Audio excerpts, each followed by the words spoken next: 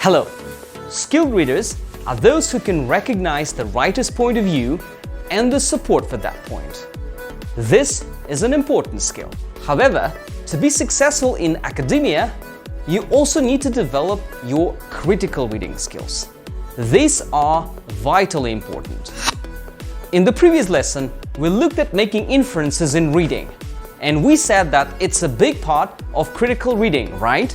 The purpose of this video is to extend your understanding of critical reading through evaluating and responding to the text that you're reading and the author's ideas. The goal of evaluating a text is to form an opinion or judgment about the content, the quality or the validity of the content. Evaluating a text begins with summarizing the main idea of the text. Then, you can begin analyzing different aspects of the text in order to understand it more fully.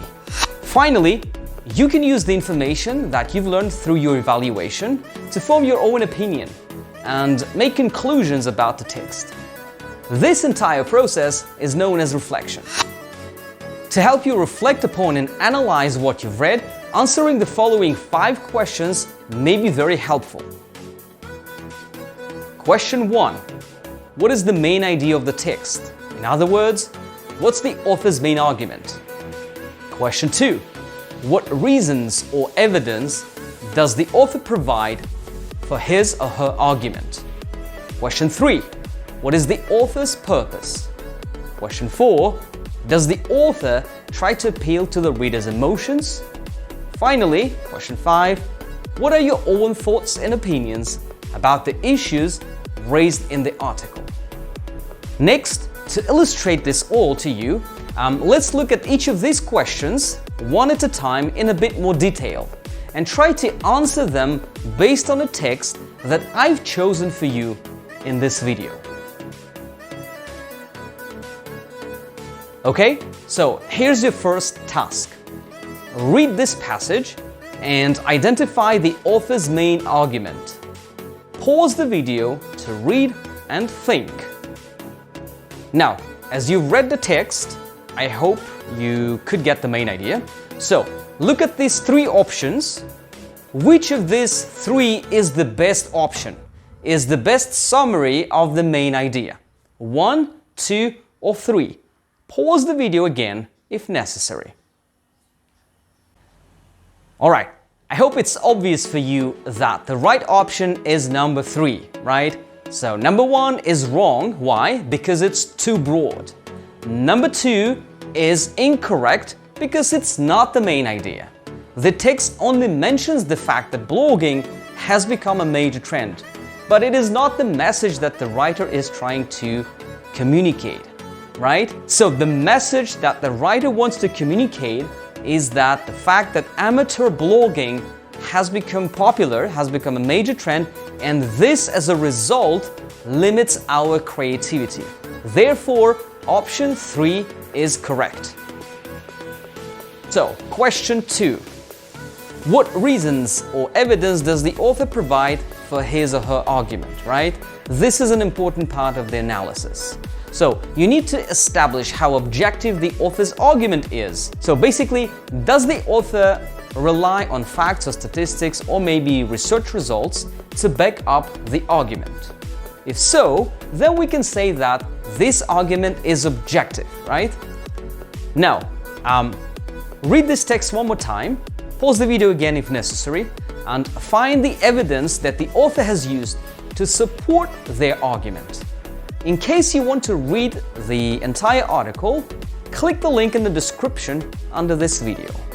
It will link you to the full article. Well, it's clear that the author hasn't used any research results or findings or facts to support his argument. The argument presented in the article is his own interpretation of the issue, which relies on author's personal experience and observations.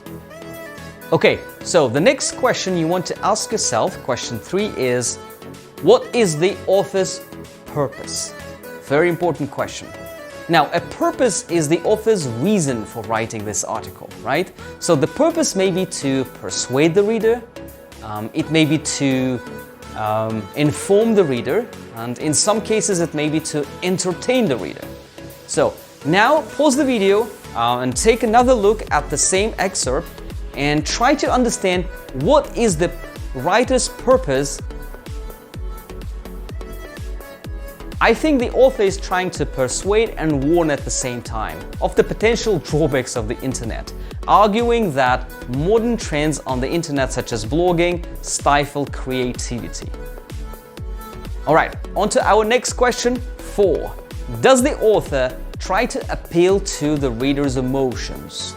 So basically, does the author use any loaded words in the headline or the article? Well, the headline of this article is social media killing creativity? I think it's attention grabbing, definitely, which in a way is an appeal to emotions, isn't it? Other than that, there seem to be no more examples of emotional appeal. Finally, question 5. What are your own thoughts and opinions about the issues raised in the article? So this is the reflection part itself. So this is a very important step in a reflection. Compare what you've just read with what you already know. Do you agree with what the writer says in the article? Why or why not? So it's very important to think about this question. So just to let you know, there are no right or wrong answers to these questions. So these are highly subjective. So every person has their own opinion, and what I think is right might be different from what you think is right, yeah?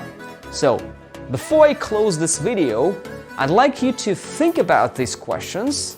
Do you agree with the author that social media limits our creative thinking? And if you agree, in what way and why? And if you disagree, why?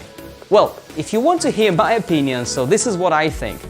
I believe that the writer rightfully stated that internet is a vehicle, not a cause. I agree with that statement. I think it all depends on how you use it, right? So the internet itself is neutral. So the way you use it may cause problems or may create some benefits for you, right? If you passively absorb information without evaluating or analyzing it, it does indeed make you less creative, I think. So this brings me to the end of this video. Thanks for watching. I hope it's been helpful and have a great day.